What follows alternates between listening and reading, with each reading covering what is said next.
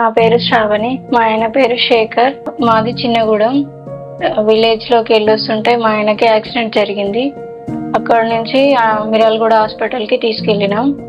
అక్కడ city scanning తీయాలని చెప్పారు.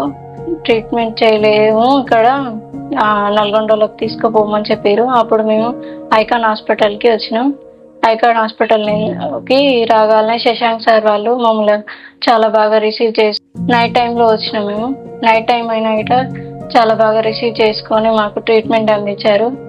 ట్రీట్మెంట్ అందించగానే 1 డే చూశారు. చూసిన తర్వాత ఐసీలోకి తీసుకెళ్ళారు. బ్రెయిన్లో బ్లడ్ క్లాట్ అయిందని చెప్పారు.